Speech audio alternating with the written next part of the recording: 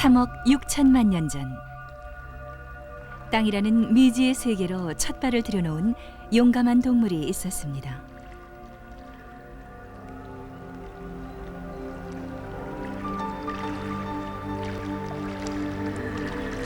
인간의 육상조상인 익시오스테가.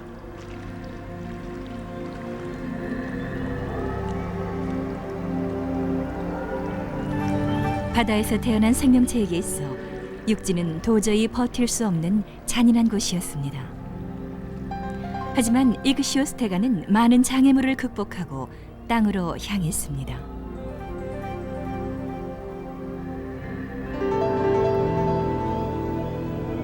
한 생명체의 용감한 행동이 땅 위에도 생명이 살 수 있는 길을 열어놓은 것입니다.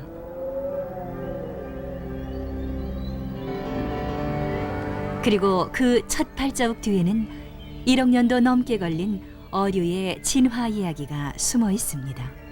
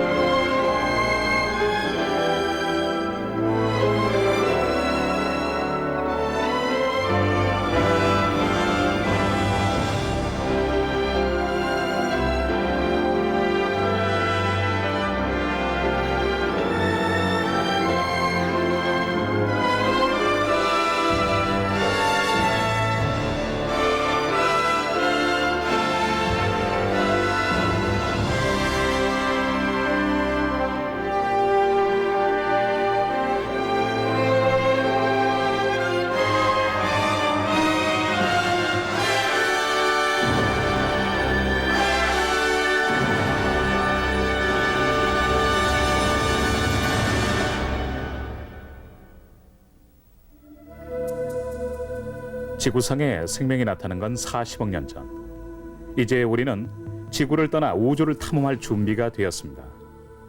하지만 외계로 나간다는 것은 그저 간단하고 쉬운 일만은 아닙니다.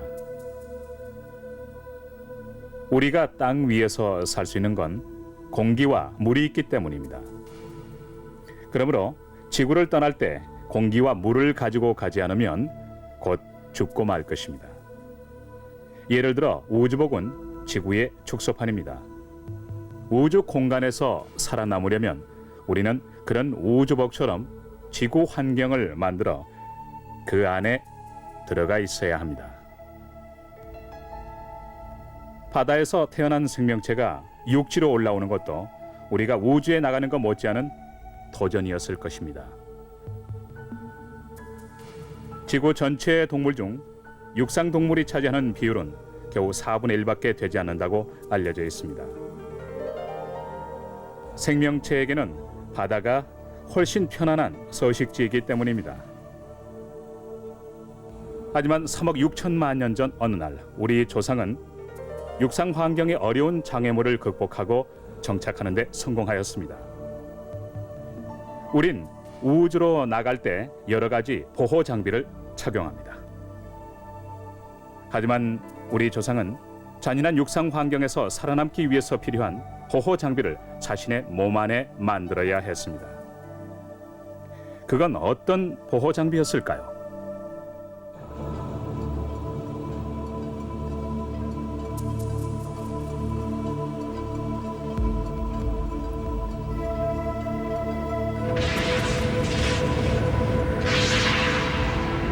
(40억 년 전) 펄펄 끓는 바다에서 생명이 태어났습니다. 그때부터 생명체는 바다에서 진화를 계속했습니다. 20억 년 전 산소를 사용하는 세포가 처음으로 탄생했고 10억 년 전 세포가 합쳐져 원시 미생물이 태어났습니다.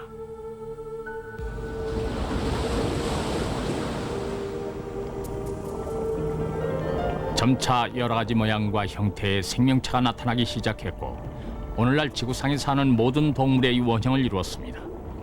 여러 가지 양분이 풍부하게 녹아있는 바다는 생명체에게 더없이 좋은 서식지였습니다.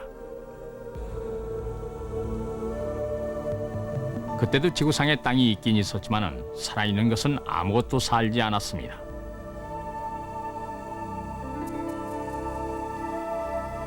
바다는 생명으로 넘쳐 흐르는 반면 땅은 단지 불모지였을 뿐입니다.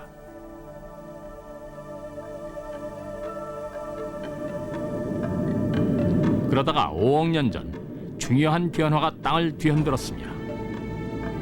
갈라져 있던 대륙이 합쳐지기 시작한 것입니다.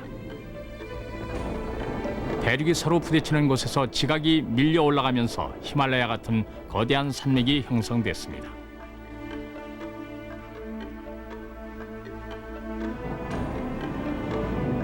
산맥이 대기의 순환을 방해하여 구름이 생기고 따라서 비가 내립니다.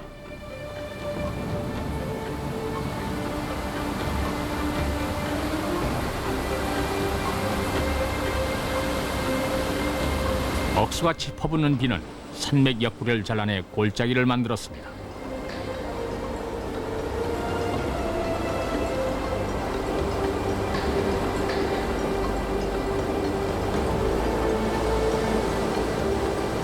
엄청난 양의 빗물이 함께 모여 폭이 수백 킬로미터나 되는 큰 강을 이루었습니다.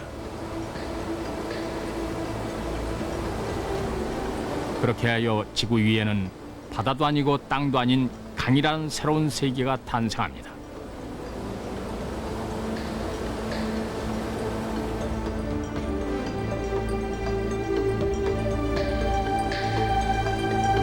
이 강이 용감하게 육지로 올라온 우리 조상의 생활에서 아주 중요한 역할을 하게 됐습니다.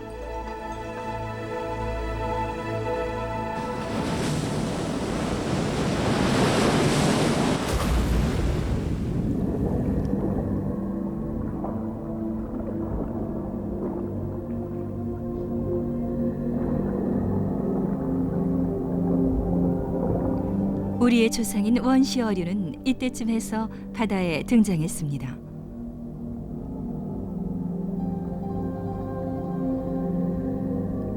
물고긴 물고기지만 지느러미가 없어 자유롭게 헤엄칠 수가 없었습니다. 아란다스피스는 해저에서 조용하게 살았던 것으로 믿어지고 있습니다. 진흙바닥에서 캐낸 미생물을 먹으며 살았습니다.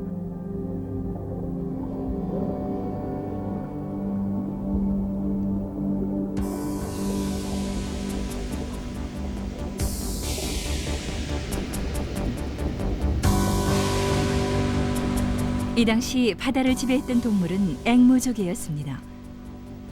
딱딱한 껍질을 가지고 있었으며 헤엄을 잘 쳤습니다.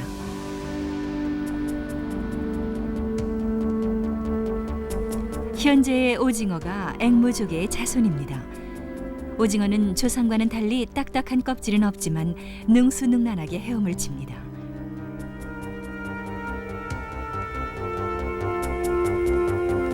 재빨리 몸을 움직여 물고기를 잡고는 강한 턱으로 물고기를 으스러뜨립니다.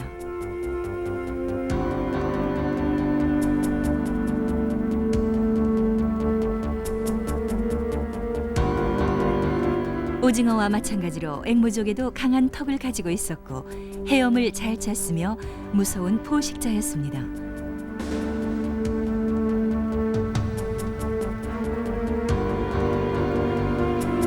몸 길이도 10cm밖에 안 되고 헤엄도 잘 못 치는 작은 물고기는 끊임없이 앵무조개의 위협을 받아야 했습니다.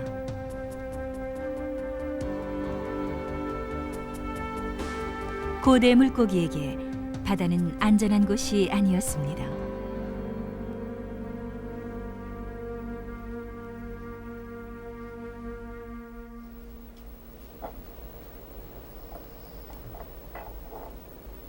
고대 생물을 연구하고 있는 워싱턴 대학의 피터 더글러스 박사는 물고기가 앵무조개를 피해 담수라는 새로운 세계로 도망갔다고 믿고 있습니다. 바다에 사는 물고기는 진화에 어려움이 많았습니다.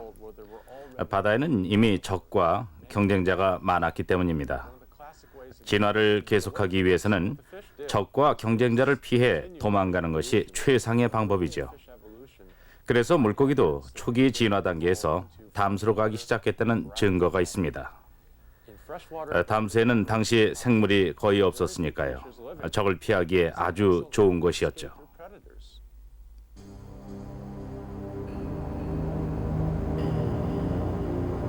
거대한 강이 바다로 흘러들어가고 있습니다. 물고기에게 있어 강은 앵무조개의 공격을 피할 수 있는 좋은 곳이었습니다.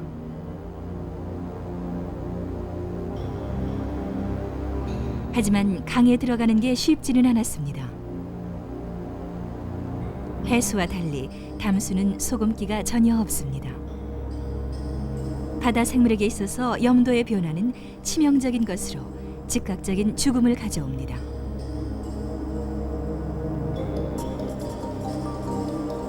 염도가 다르면 생명의 기초인 세포 자체가 파괴되기 때문입니다. 이것은 바닷물에 사는 집신벌레입니다.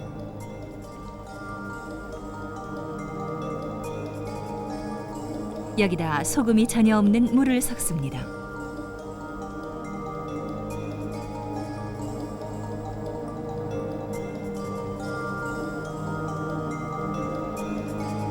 그러자 세포막이 터지면서 세포가 파괴되었습니다.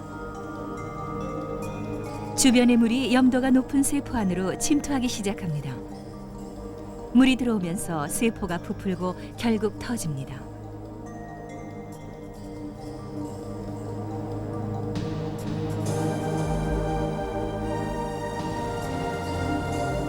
바다 생물이 염도의 차이를 극복하기는 쉽지 않습니다.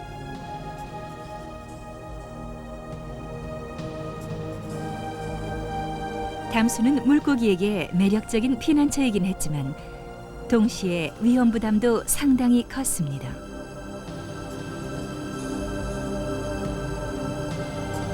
강으로 들어가는 것은 목숨을 건 모험이었습니다.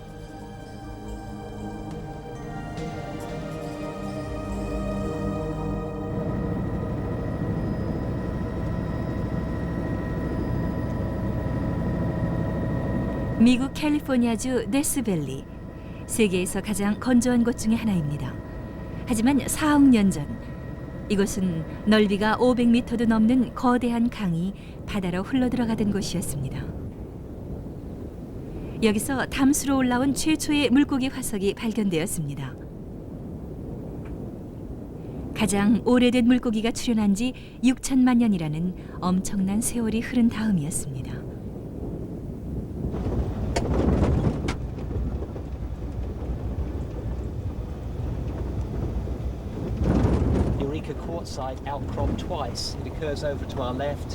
화석을 발견한 사람은 노던 애리조나 대학에서 고대 물고기를 연구하고 있는 데이비드 엘리엇 박사입니다.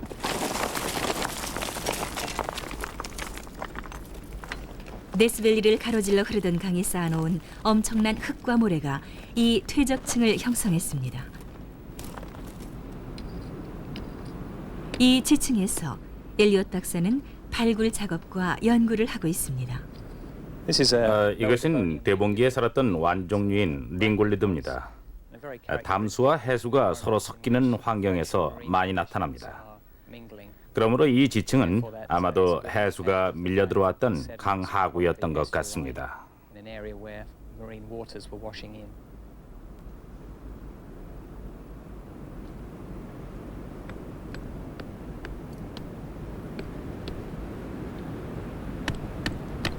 엘리엇 박사는 링굴리드가 발견된 곳에서 물고기 화석을 발굴했습니다.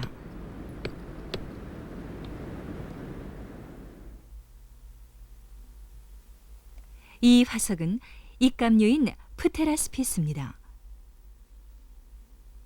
프테라스피스는 어떻게 염도의 차이를 극복할 수 있었을까요?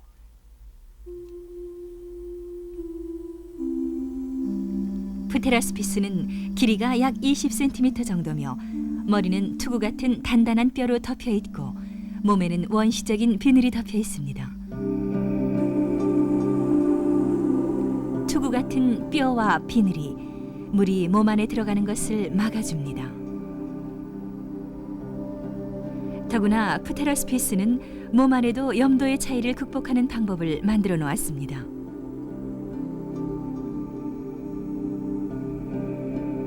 표피를 통해 들어오는 물은 투구와 비늘로 막을 수 있습니다.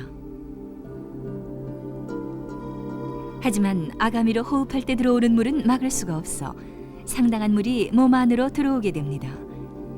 그러자 프테라스피스는 신장을 강력한 펌프로 개발해 외부의 물이 혈관 안으로 들어오는 것을 막았습니다. 그런 식으로 하여 염도의 차이를 극복했습니다.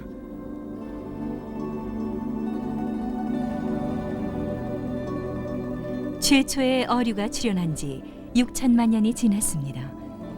우리 조상은 강 어귀에서 담수로 들어가기 위해 여러 세대 동안 투쟁을 벌였습니다.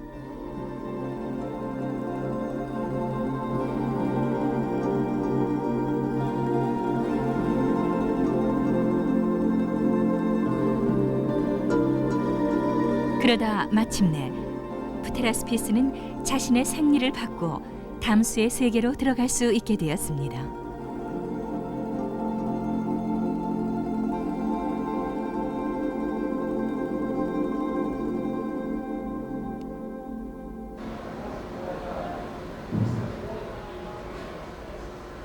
엘리엇 박사는 담수 환경에 적응한 프테라스피스를 연구하고 있습니다.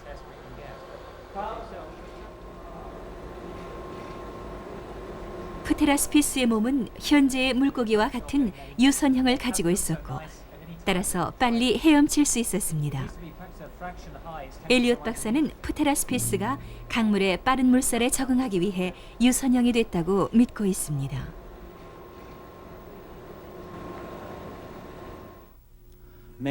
많은 동물이 염도 및 여러 다른 환경의 차이를 극복하지 못합니다.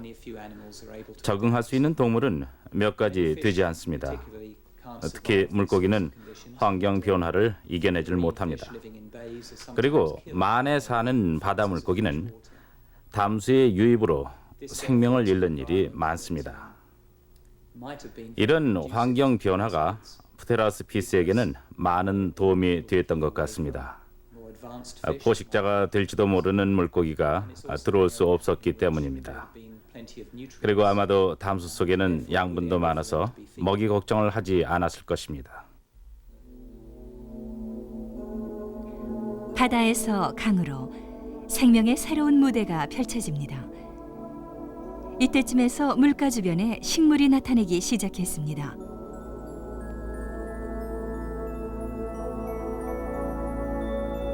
개구리밥 속에 속하는 식물 하나가 강어귀에서 자라나기 시작해 강으로 들어와 마침내 강에서 뿌리를 내렸습니다.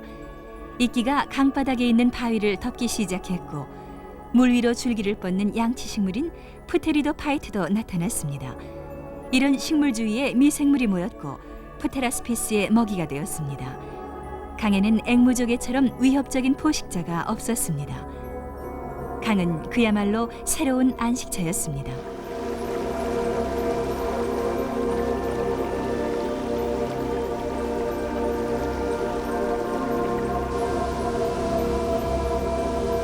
담수 서식지는 바다와 달리 빠른 물살과 폭포 같은 복잡한 환경을 가지고 있습니다. 그리고 강물이 모여 호수와 늪지를 이루기도 합니다. 고대 물고기는 그러한 서식지에서 다양하게 진화하였습니다.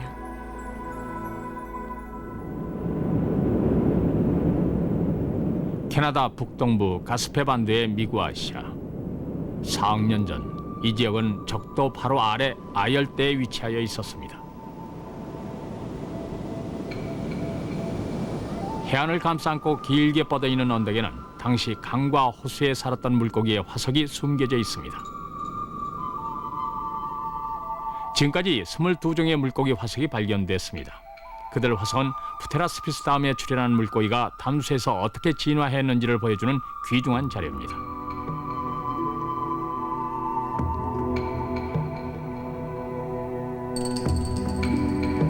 이 물고기는 프테라스피스를 닮았습니다.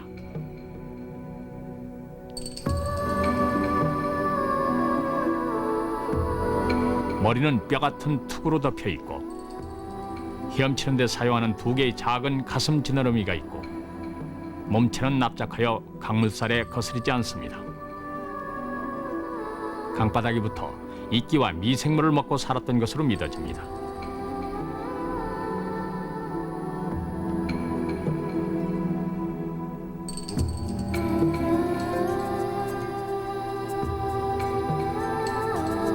이 물고기 머리의 모양은 거북이의 껍질을 닮았습니다. 그리고 길고 가는 지느러미가 머리 뒤에서 쭉 자라나고 있습니다. 이 이상한 모양을 가진 지느러미의 목적은 무엇이었을까요?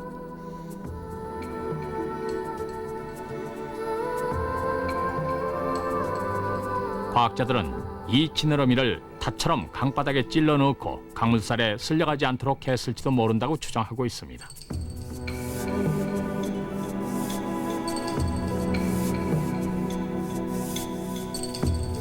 턱과 날카로운 이빨을 가진 육식 물고기도 출현했습니다.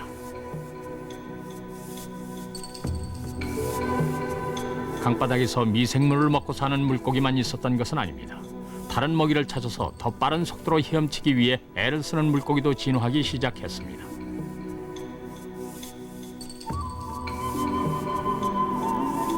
염도의 차이를 극복한 물고기는 담수 환경에서 여러 가지 가능성을 탐색하기 시작했습니다.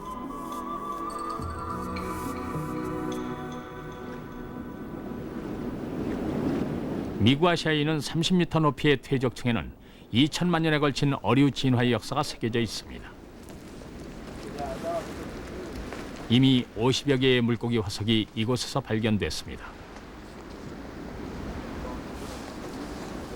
그 중에는 지금까지 발견된 물고기와는 전혀 다른 특이한 물고기도 있습니다.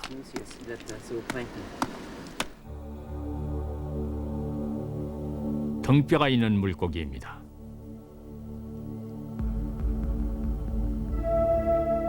그때까지 외골격이 있는 물고기는 발견됐지만 몸 안에 단단한 뼈가 있는 물고기는 이것이 처음이었습니다.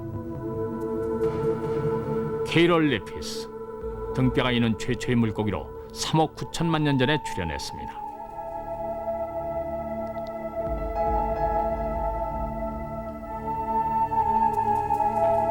케이럴레피스는 척추 외에도 현대 물고기와 공통점이 하나 더 있습니다. 헤엄을 보다 잘 치기 위해 가슴 지느러미와 배 지느러미가 한 쌍씩 있다는 점입니다. 더구나 먹이를 잡기 위해 턱과 날카로운 이빨이 있었습니다.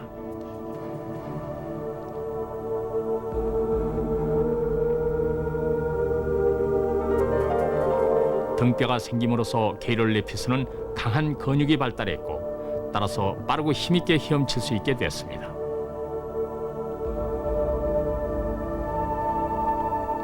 하지만 등뼈가 없어도 빨리 헤엄칠 수 있는 물고기도 몇 가지 있었습니다. 그렇다면 왜 갑자기 등뼈가 생겨난 것일까요? 이 문제가 과학자에게는 커다란 수수께끼였습니다. Up to the front end a little bit. There, that's good. Okay. 캘리포니아 대학의 말콤 S. 고든 박사는 생리적인 측면에서 물고기 진화를 연구하고 있습니다. 고든 박사는 등뼈가 강한 근육을 지탱하기 위한 구조물 이상의 역할을 했을 것이라고 생각합니다. 딱딱한 뼈는 칼슘과 인 등 뼛속에 존재하는 여러 가지 무기질의 창고 같은 역할을 했을지도 모릅니다. 특히 칼슘과 마그네슘은 신경작용과 심장근, 골격근, 내장근 등 모든 근육의 작용에 필수적입니다.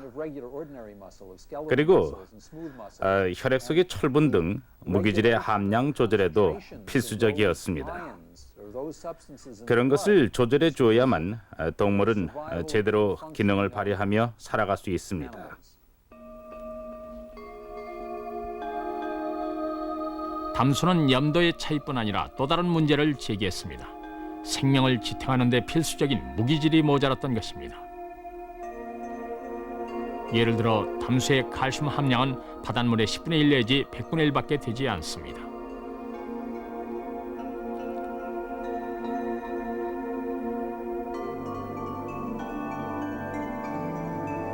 이것은 심장을 움직이는 근육세포입니다. 근육세포 하나하나가 이웃의 다른 세포들과 완전한 조화를 이루며 움직이기 때문에 심장은 몸 전체에 피를 보낼 수 있습니다. 심장의 이러한 조직적인 기능을 통제하는 것이 칼슘입니다.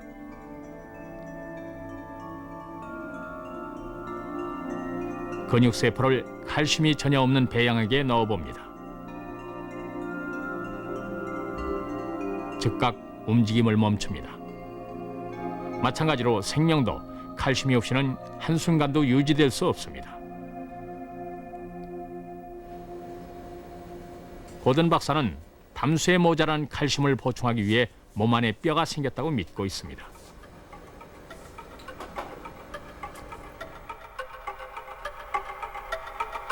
강의 칼슘 함량은 계속 변합니다. 칼슘량이 많아지면 뼈 안에 칼슘을 저장했다가 칼슘량이 적어지면 뼈에서 필요한 칼슘을 내줍니다. 이렇듯 뼈의 기능은 외부의 조건에 관계없이 지속적으로 칼슘을 공급하는 것입니다.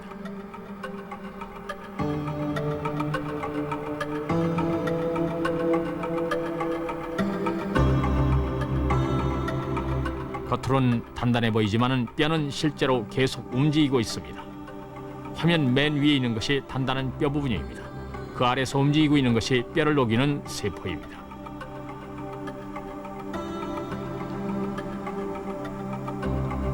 이 세포가 단단한 뼈를 녹이면 칼슘이 혈관을 통해 몸 구석구석으로 공급됩니다.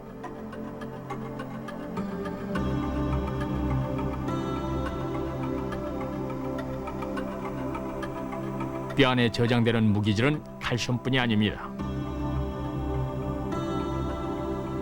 뼈에는 마그네슘, 인, 황, 아연, 철 등 생명에 필수적인 무기질이 들어 있습니다.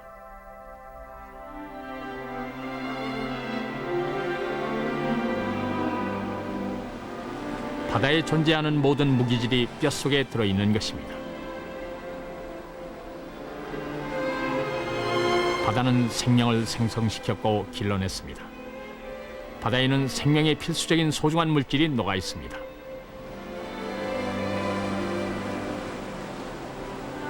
뼈는 이 자원이 풍부한 바다의 대체물인 셈입니다.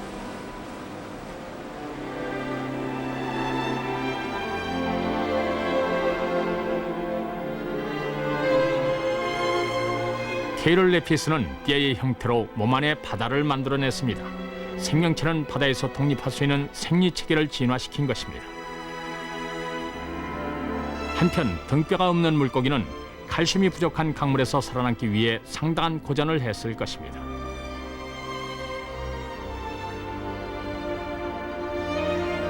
어떤 물고기는 계속 강에서 버텼고 어떤 물고기는 고향인 바다로 돌아갔습니다. 하지만 많은 물고기가 멸종했습니다.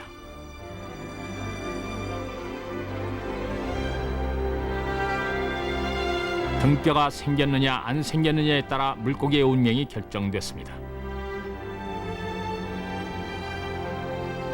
그리고 케이롤레피스는 담수의 제왕으로 군림했습니다. 후에 케이롤레피스의 자손은 바다까지 진출하여 영역을 넓혀 나갔습니다.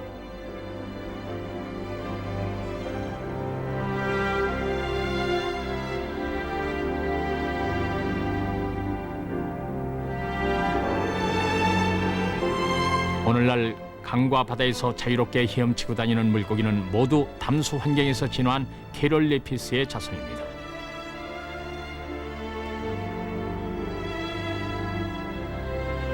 우리 육상 동물이 가지고 있는 척추도 케이롤레피스로부터 물려받은 것입니다.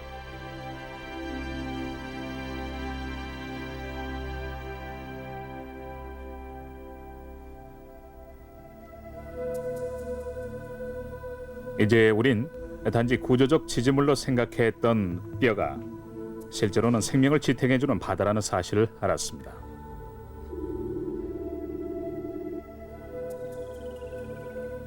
우리 조상은 담수에서 진화한 여러 기능을 합하여 새로운 구조를 만들어냈습니다. 뼈는 바다에 존재하는 여러 무기질의 창고입니다. 만일 강에 칼슘이 적으면 뼈 안에 있는 칼슘이 녹아나오고 신장은 혈관 안에 칼슘의 양을 일정하게 유지하는 기능을 합니다. 뼈를 바다의 대체물로 이용하는 이러한 구조를 개발하기까지는 많은 시행착오가 있었습니다. 어떤 물고기는 바다로 돌아갔고 어떤 물고기는 멸종했습니다. 강은 생명의 시험대였습니다. 강이 있었기에 땅 위에서 살 수 있는 신체 구조가 발전할 수 있었던 것입니다. 동물이 땅 위에서 살기 위해서는 공기가 필요합니다. 또한 땅 위에서 몸무게를 지탱해 줄 만큼 튼튼한 골격 구조가 있어야 합니다. 담수 환경은 그 같은 요구에 맞는 구조를 발전시키는 데 있어 중요한 역할을 했습니다.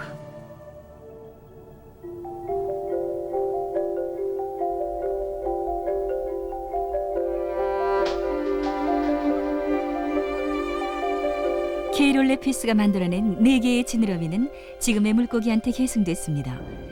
물고기는 지느러미를 이용해 경쟁적으로 헤엄 솜씨를 닦아나갔습니다.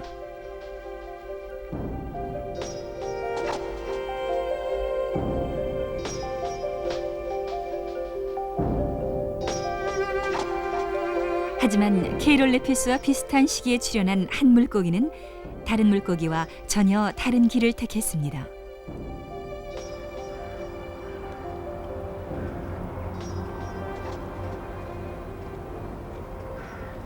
Are very important for understanding the evolution of the vertebrates.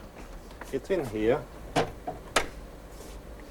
스웨덴 자연사 박물관의 한스 씨 베링 박사는 물고기임에도 불구하고 전혀 다른 길을 택한 이 동물에게 관심을 가지게 되었습니다. 이것은 유세노프테론이라는 물고기의 화석입니다. 케이롤레피스와 마찬가지로 유세노프테론도 등뼈를 가지고 있습니다. 하지만 지느러미의 구조는 케이롤레피스를 비롯해 다른 물고기와 전혀 다릅니다. 4개의 지느러미 각각마다 손가락 같은 뼈가 7개씩 붙어 있습니다. 베링 박사는 이 유세노프테론이 육상 동물의 직계 조상이라고 믿고 있습니다. 하나, 둘, 셋, 넷, 다섯. 우리 인간의 5손가락처럼 5개입니다. 그리고 여기 하나, 또 여기 하나가 더 있습니다. 모두 합하여 7개입니다.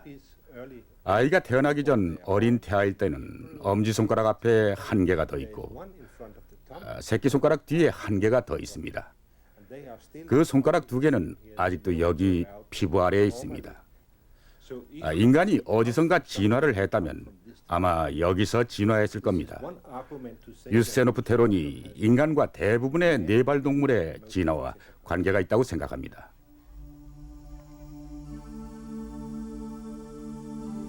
겉으로 보기엔 유세노프테론은 보통 물고기처럼 보입니다.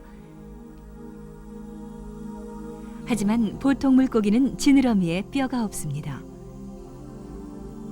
왜 유세노프테론은 지느러미 안에 단단한 뼈를 갖게 되었을까요? 유세노프테론은 변형된 지느러미를 팔이나 다리처럼 이용하여 수초 사이에서 기어다녔습니다. 그런 물고기는 지금도 살고 있습니다. 그러므로 어떤 물고기는 그런 구조를 몸 안에 가지고 물에서 살다가 마침내 그 구조를 이용하여 가까운 물가 식물 주위를 돌아다니거나 죽은 동물을 찾아다니는지 모릅니다.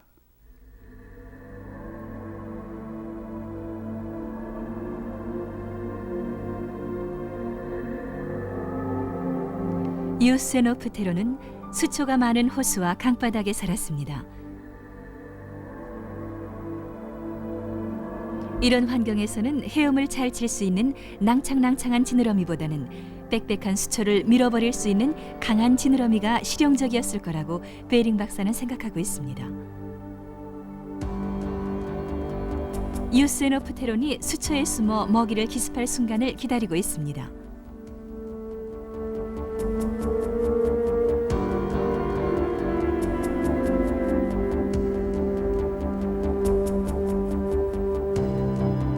유스에노프테론은 강바닥을 서식지로 선택함으로써 지느러미에 뼈를 갖는 구조가 촉진됐고 그것은 뒤에 육상동물의 진화로 이어졌습니다.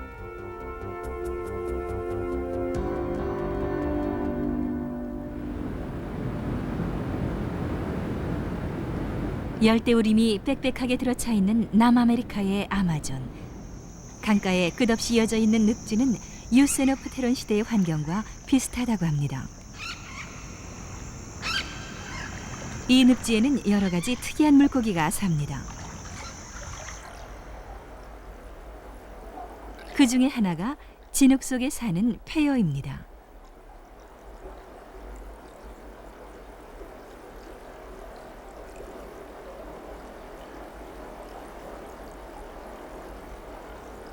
페어는 공기 호흡을 합니다. 이 페어는 아가미뿐만 아니라 공기 호흡을 위한 허파도 가지고 있습니다. 진흙탕물에는 산소의 양이 매우 적습니다. 페어는 아마도 물속에 산소가 모자라자 공기 속의 산소를 호흡하기 위해 허파를 진화시켰을 겁니다.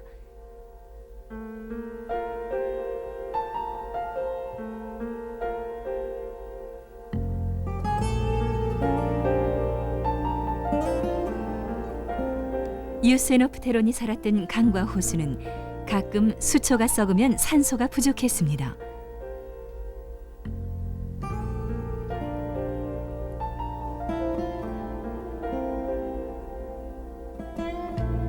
베링 박사팀의 연구에 따르면 유스에노프테론도 공기 속의 산소를 호흡하기 위한 허파가 있었다고 합니다.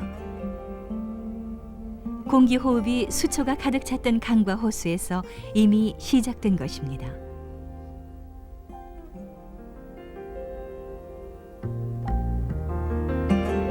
신선한 공기를 마시기 위해 물 위로 머리를 내놓았던 유스에노프테론은 육지의 경치를 보았을 것입니다. 이제 신장과 등뼈와 허파까지 생겼으므로 육지는 갈 수 있는 곳이 되었습니다.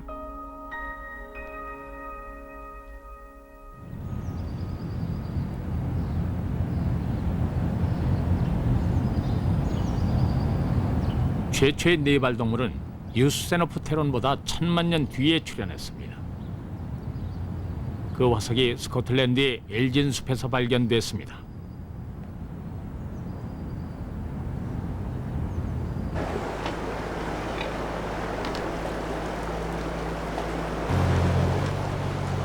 당시에는 아마존의 늪지와 같은 늪지가 이곳을 덮고 있었습니다.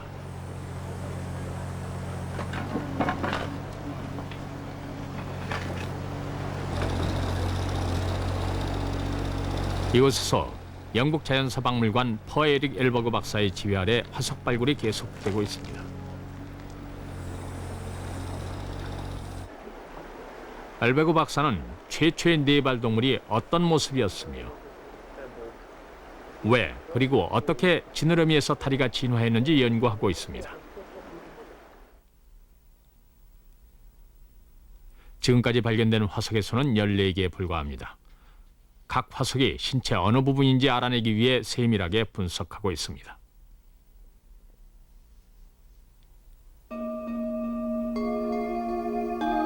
이것은 다리뼈의 일부입니다. 몇 개 안 되는 화석과 현존한 동물을 참고로 해서 전체적인 모습이 복원되고 있습니다.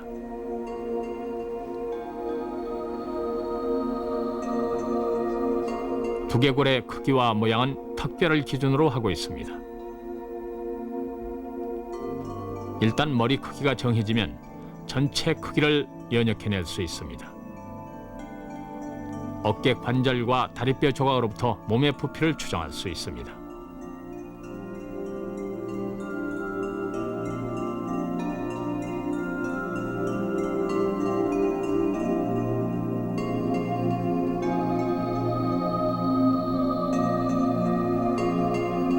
이것이 그런 식으로 복원된 세계 최초의 네발 동물입니다. 몸 길이는 1.5m이고 모습은 큰 도롱뇽과 비슷합니다. 이 다리로 정말 땅 위를 걸어 다녔을까요?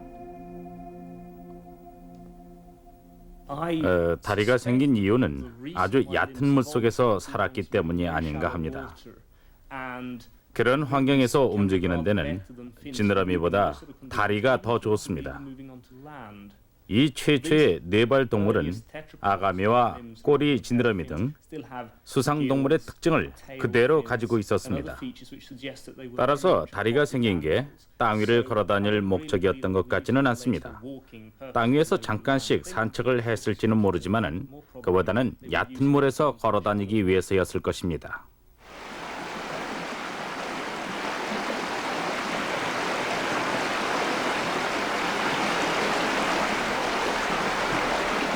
현재 큰 도롱뇽도 4개의 다리를 가지고 있지만은 대부분의 시간을 물속에서 보냅니다. 큰 도롱뇽을 자세히 관찰해 보면 얕은 물에서는 지느러미를 이용해 헤엄치는 것보다 다리를 이용해 걷는 것이 쉽다는 것을 알 수 있습니다.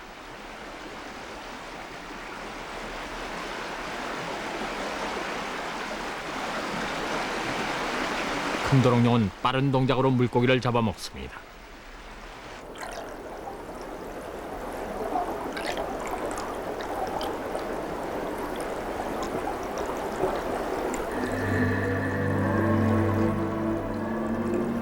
물살이 빠른 강에서도 큰 도롱뇽은 강바닥에 단단하게 붙어서 걸을 수 있습니다.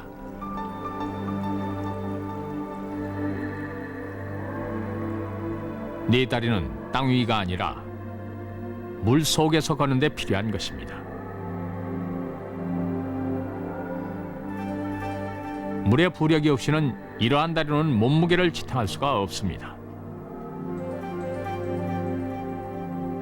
물에서 나와 땅 위의 직접적인 중력을 이겨내기 위해서는 더 튼튼한 골격 구조가 필요합니다.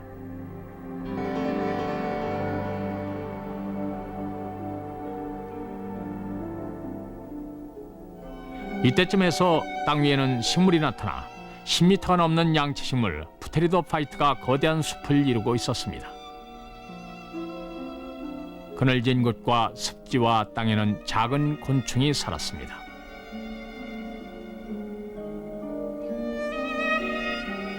땅은 이미 녹색의 풍경으로 변해갔습니다.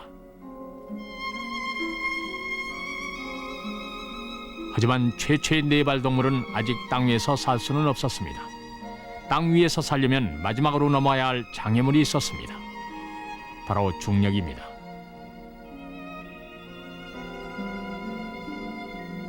중력의 문제를 해결하기 위해 우리 조상은 어떤 방법을 생각해냈을까요?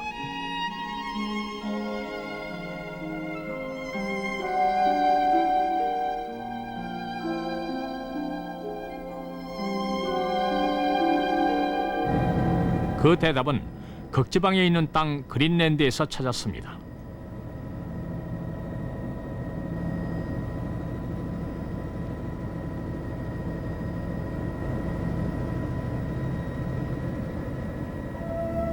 이것은 최초의 네발 동물이 나온 지 1000만 후에 출현한 익시오스테가입니다.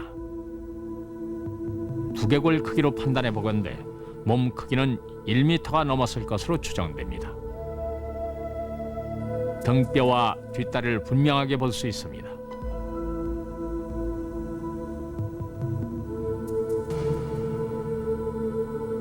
그리고 두꺼운 손가락뼈와 단단한 골격 구조를 가지고 있습니다.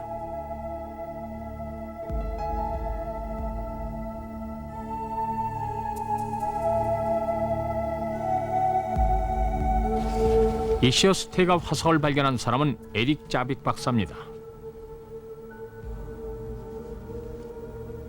신체 여러 부분의 화석 조각을 연구한 결과 익시오스테가가 땅 위에 첫 발을 내딘 최초의 동물이란 결론을 내렸습니다. She has real foot. 4개의 다리. 이걸 분명히 어디엔가 사용했을 겁니다. 이 다리로 걸었을 겁니다. 다리뼈는 튼튼하고 무겁습니다. 그리고 몸에는 무겁고 두꺼운 갈비뼈가 있습니다. 아마 빨리 달리지는 못했을 것 같습니다.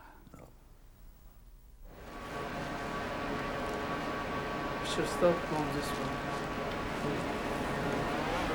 익시오스테가의 구조에 대해 좀 더 알아보기 위해 우리는 GK에 대해 스즈키 나오미 박사에게 자세한 분석을 의뢰했습니다. 익시오스테가의 두개골 화석 조각을 엑스레이 CT 촬영을 하여 입체로 복원했습니다.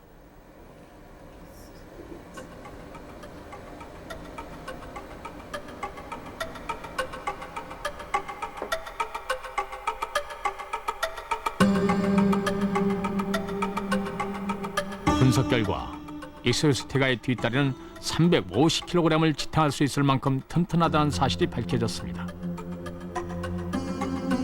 또한 관절과 다리는 다리를 앞뒤로 뻗을 수 있게 충분히 공간이 있도록 구성되었음도 알게 됐습니다.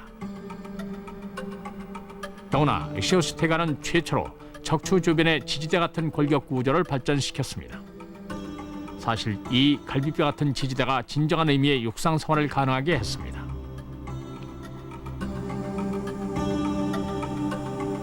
부력이 있는 물속과는 달리 땅 위에서는 심장과 허파 같은 중요한 신체 기관을 보호할 필요가 있습니다. 동물이 누워 있을 때도 그 같은 기관을 항상 지지하고 보호하는 역할을 하는 것이 갈비뼈입니다.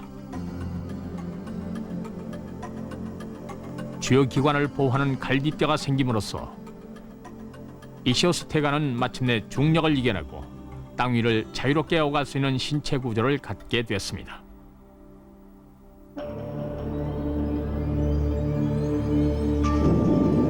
현재 극지방에 위치하고 있는 그린랜드는 3억 6천만 년 전 익시오스테가의 시대에는 적도 아래에 있었습니다. 지금과는 달리 당시 온대 지방은 짙푸른 숲으로 뒤덮여 있었습니다.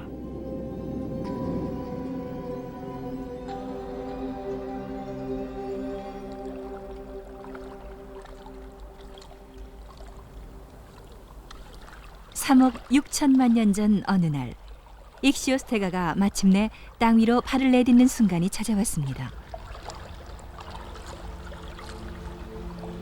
물고기가 최초로 담수에 들어온 지 무려 1억 년이나 흐른 뒤였습니다.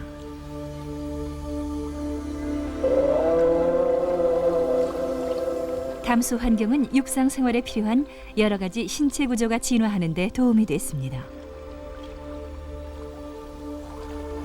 이 같은 진화는 강과 호수에 들어온 물고기가 수많은 장애물을 모두 극복했기 때문에 가능했습니다. 조상이 이루어놓은 진화 결과 중 최고의 것들로 무장을 하고 익시오스테가는 땅으로 향했습니다.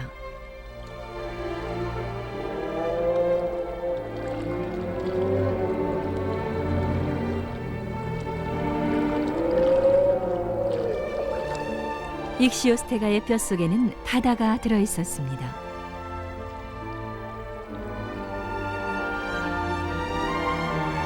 바다에서 강으로, 다시 강에서 땅으로 1억 년이라는 오랜 세월에 거쳐 바다에서 독립한 생명은 마침내 육상 환경에 도전장을 던졌습니다.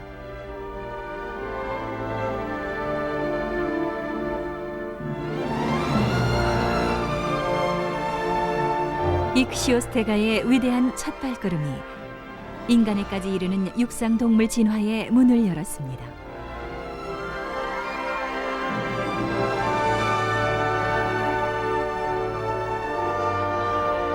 양서류, 파충류, 포유류, 그리고 인간. 이제 바다뿐 아니라 땅과 하늘도 생명으로 가득 차 있습니다. 척추가 생기고 몸 안에 소중한 바다를 품게 되면서 동물은 지구 위의 다양한 환경에 적응할 수 있게 되었습니다.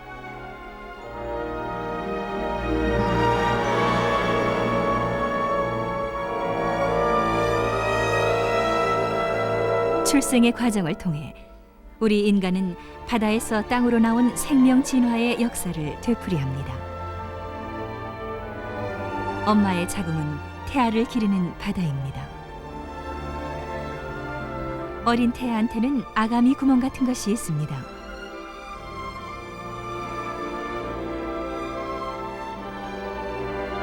손과 발은 즉 처음에는 지느러미처럼 보입니다.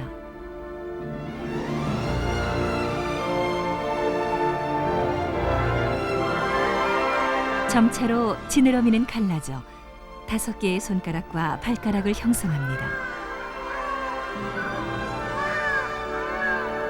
신생아가 출생 시 우는 건 호흡의 증거이며 생명이 바다에서 땅으로 올라온 바로 그 순간을 의미합니다.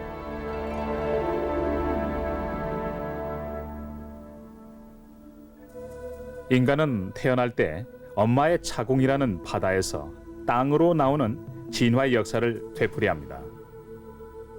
그리고 이 세상에 태어난 후에도 우리는 뼈라는 형태로 우리 몸 안에 들어와 있는 바다에 의존하여 삽니다. 물속의 부력에 의존하여 살았던 익시오스테가가 땅 위로 올라와 처음 경험한 중력의 힘은 엄청났을 겁니다. 제가 우주 공간에서 무중력 상태를 경험한 것은 단지 8일 뿐이었습니다. 하지만 지구로 돌아왔을 때 제 몸에 느껴지는 중력의 무게는 엄청났습니다. 몸 전체가 꽁꽁 묶여 있는 것처럼 느껴졌고 걸어다니는 게 어색했습니다. 그렇다면 왜 익시오스테가는 굳이 편안한 물속을 버리고 힘든 땅 위로 올라왔을까요? 저는 어렸을 때부터 우주에 대한 꿈이 있었습니다. 우주로 나가 빛나는 지구를 바라보고 싶었습니다. 중력의 무게에서 해방되어 무중력의 우주에서 자유롭게 떠다니고 싶었던 게 간절한 소망이었습니다. 어쩌면 익시오스테가도 미지의 땅 위 세계에 대한 열망을 가지고 있었을지 모릅니다. 익시오스테가가 땅으로 올라온 일은 미지의 세계에 도전하는 생명의 힘에 대해 시사하는 바가 큽니다. 우리는 미지의 세계에 도전할 때만이 새로운 가능성을 탐색할 수 있습니다. 만일 생명이 물속에 그대로 있었다면 지금처럼 이렇게 다양한 생명체로 가득 찬 아름다운 세상은 태어나지 못했을 겁니다. 익시오스테가의 상륙은 우리 인간으로 이어지는 첫 번째 발걸음이었습니다.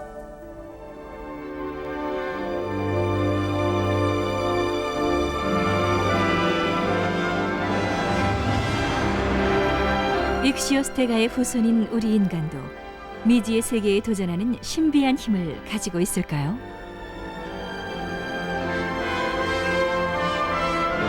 우리에게 생명의 힘을 가르쳐 주었던 상륙의 드라마는 동시에 바다의 소중함도 일깨워주고 있습니다. 바다는 바로 생명을 길러낸 고향인 것입니다.